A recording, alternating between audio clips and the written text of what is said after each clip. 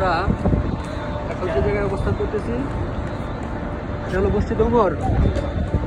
হযরত উমর রাদিয়াল্লাহু তাআলা আনহু ছিল একজন বড় মাপের সাহাবী, সিংহের মতো গর্জনিত, অনেক বড় শক্তিশালী ছিল। একসময় ছিল কাফারদের নেতা, যখন ইসলাম গ্রহণ করছে পরবর্তীতে হয়ে গেছে সাহাবীদের নেতা।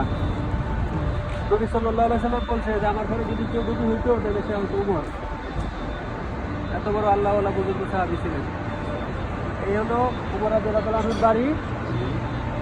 এটাও মসজিদ আকারে সংরক্ষণ করা হয়েছে। অন্যান্য মসজিদটা খুলে ভিতরে গিয়ে দেখা যায়। আমি এই 11 বছরের ভিতরে এটা খোলা পাই না কোনোদিন। এটা খোলে না। আসেন আমরা যাই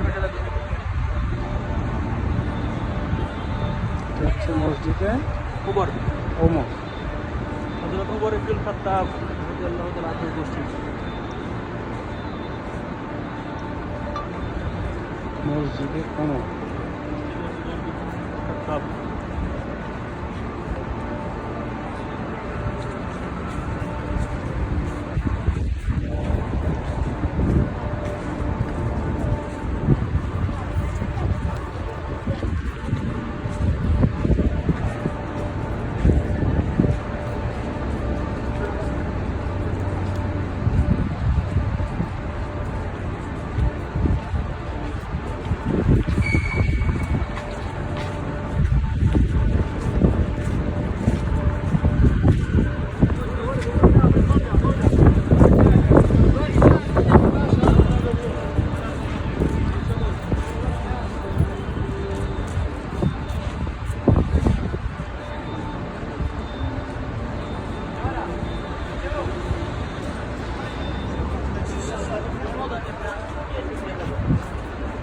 এখনো গাছের তলায়